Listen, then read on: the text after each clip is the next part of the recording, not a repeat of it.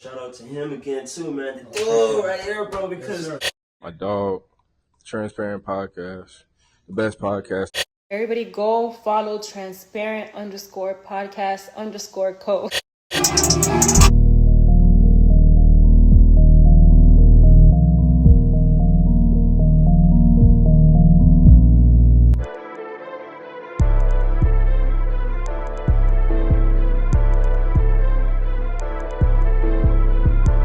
Living my best life, I mean the best life, and I hope she knows she lost the champion trophy holder.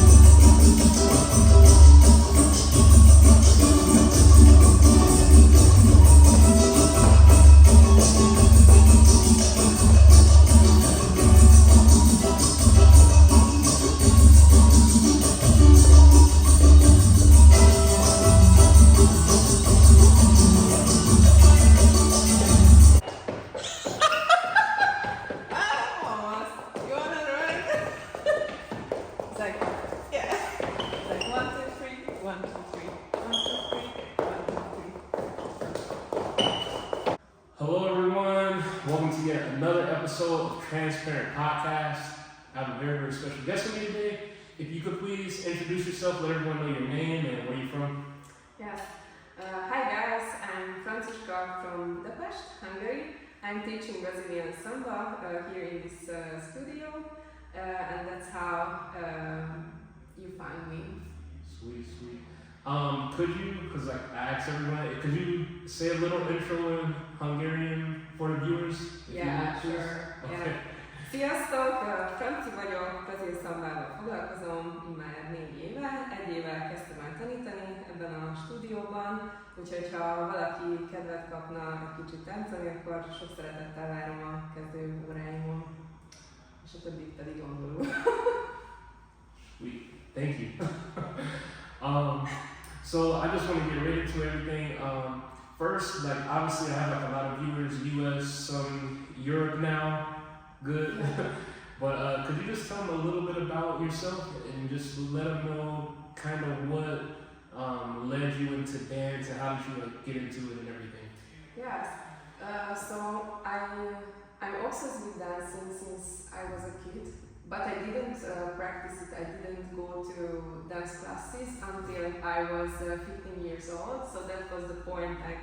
I cannot bear it anymore, that I really had to go to dance because I saw one of my classmates dancing at the show, and I decided like I must do the same as well because I really felt that I want to. So I joined the local jazz ballet group and I practiced once or twice a week, so it wasn't a lot or a very intense dance practice, but I really enjoyed it. Okay. And I stick to that style for many years. And when COVID hit, I realized that I should switch style to a different genre that I enjoy more. Because actually I like, I prefer like a more upbeat tempo and also like Afro and Latin kind of dances, and I always wanted to go towards that direction, but I felt that I have to stay with jazz ballet because that's what I started. Yeah. Wow. Okay. So obviously, like you said, you had a friend that was kind of getting into dance, and then you started off just really light, just a few days a week practice, once or twice. And obviously, like you said, once the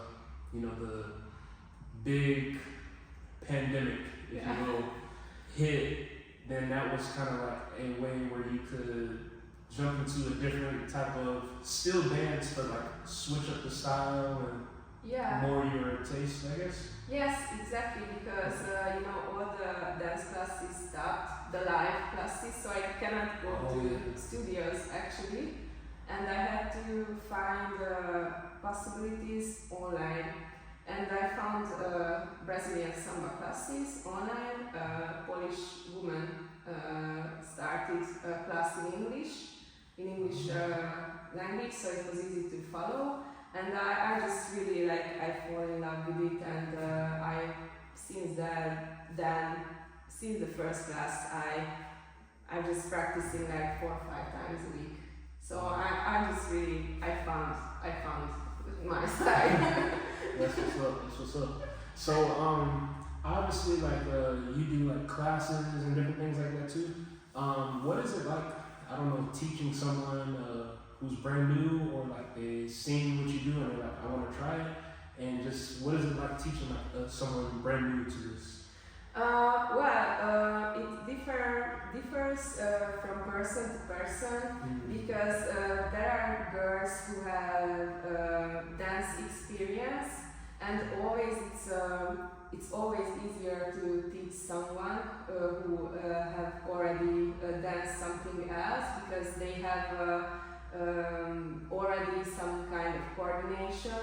Okay. But there are girls who are totally beginners, and it's what I realized that different methods work. So you can explain steps in different ways, and I have some,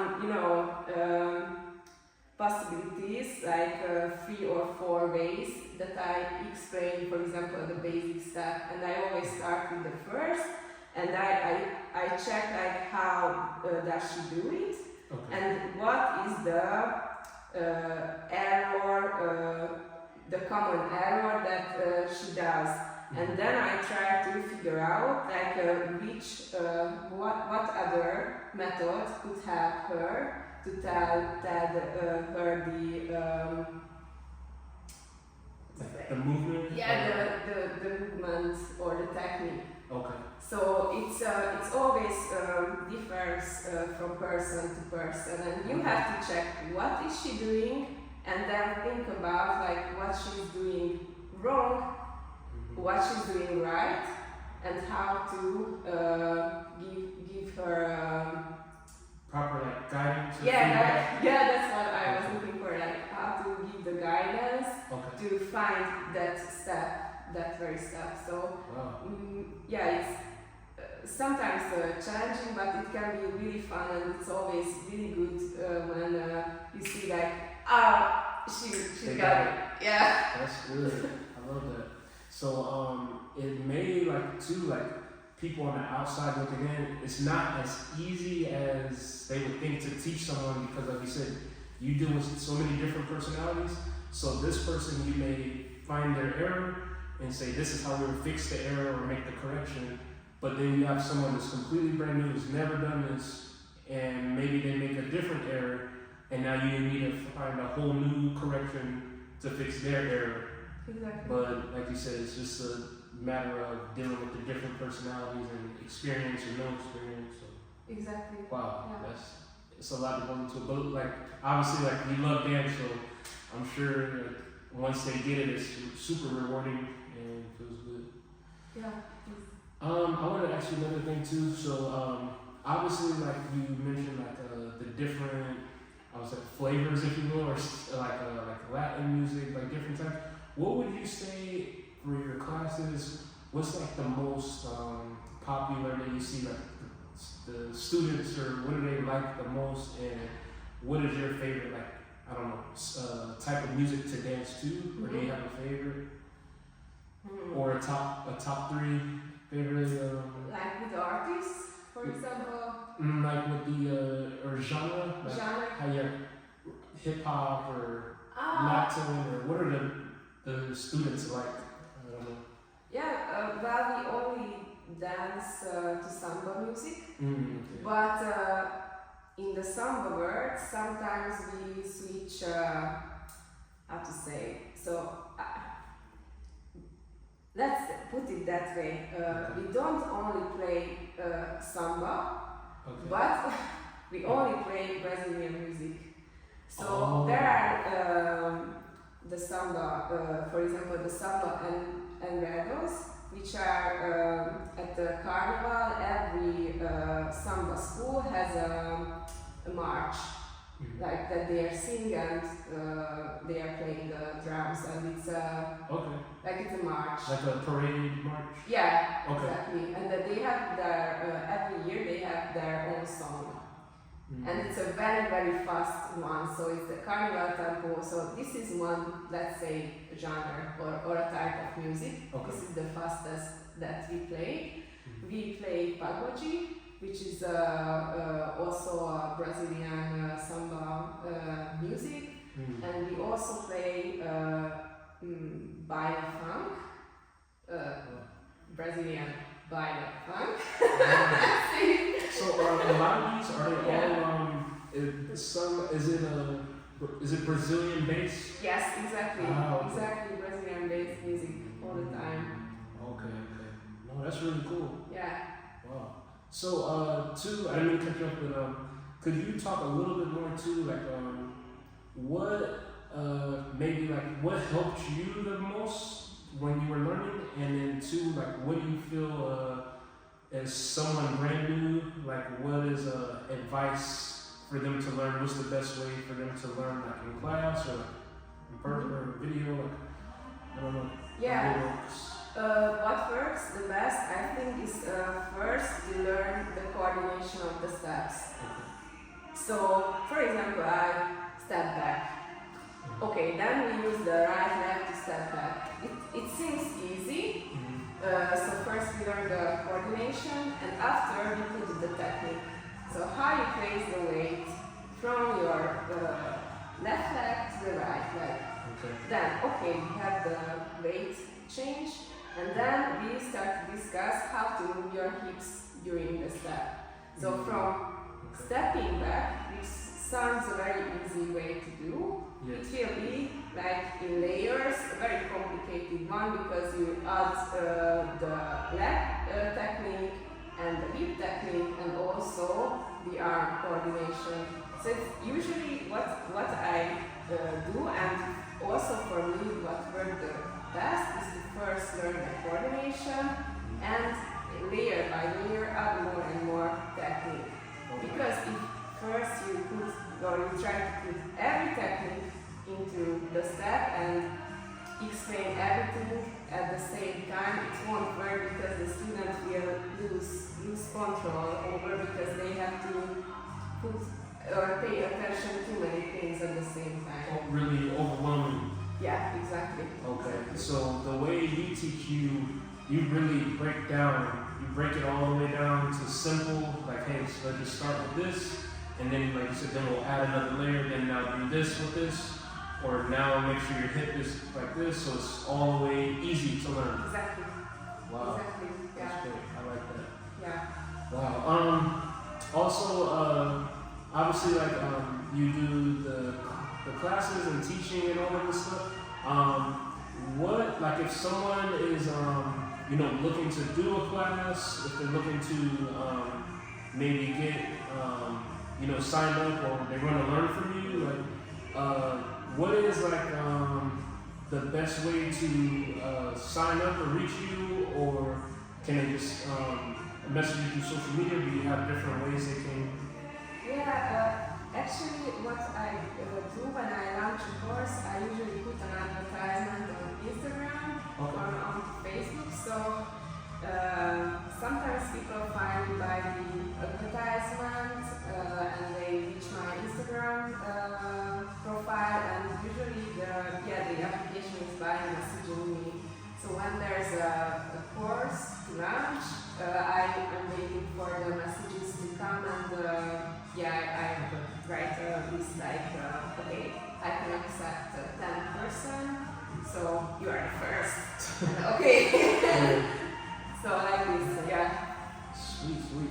And then lastly, can you just, for any first timers getting into dance, could you just give them, like, just some words of encouragement, or just some words of advice if they're like nervous about their first class or nervous if they sign up but they just don't know what to expect, and like maybe should they bring water or should they try to bag or extra clothes and maybe shoes? Like, just what's some advice and some encouragement if they're ready to sign up and they're like, okay, I signed up, she said yes, like, okay, how do I show up, what do I bring, and like, what do I expect? Yeah, I think like that's the easiest part too. What to bring to class and what clothes to wear on class. That's one thing. Everybody's excited before the first class, and on the first class it turns out how a class is built up and how exhausting a class is. How do I like the music? How do I like the teacher? How do I like everything? And what is, I think, this is one side, and the other side is that usually Samba is a very natural looking dance. So it looks like very organic, and when you see a girl dancing, she looks like she is just born like this. So, you know, if you look at a ballet dancer, you don't think of her like she was born like this, because you know, like she trains since she was 5 or something like that. Yeah. It's the same case with a Samba dancer from Rio, that they train really hard from toe to the top of the head. Like really, they learn how to look, how to use the face, how to use the hands, how to use the feet. Everything is designed, but of course it's based on a natural movement. But they enhance it. They train the hips. They train really hard. And I think what's difficult in this genre is to accept that it's not easy. So you really have to work for it, but it's really rewarding when you can do something that is difficult. When you when you are able to do the hips, to move. Yeah. Girls love it, and it's beautiful when on the third class or on the second class you start to move the hips, and I see that they enjoy, and you know, they like become really beautiful how they move. But it's not easy. So you have to work for it to look nice. Yeah. That's I would say, like, don't how to say, overthink it or not? Yeah, and also don't get distracted from like if a movement doesn't happen for the first time. Maybe it will for just be patient. Exactly. Okay. Exactly. Wow. Yeah. That's good. And lastly too, where, and we'll put it across the screen, but where can they find you? What's your like social media if anyone wants to sign up or is interested? Yeah, you can find me on Instagram under the name Franciska Samba. It will be written because my name is in Hungarian, so that's the difficult part for non-Hungarians. And I'm looking forward to meet you at my class. Sweet, I love it. Thank you so much for taking the time and sharing everything with the viewers today. Like she said, if you guys want to sign up for a class or if you're interested in more about the dance, she posts on social media, everything. She posts flyers, different events or different classes, so you can find everything on her page. So once again, I want to thank you for taking the time and just sharing a little bit with us today. And to all the viewers, we want to thank you for watching yet another episode of Transparent Podcast, and we'll see you guys later. Bye. Bye.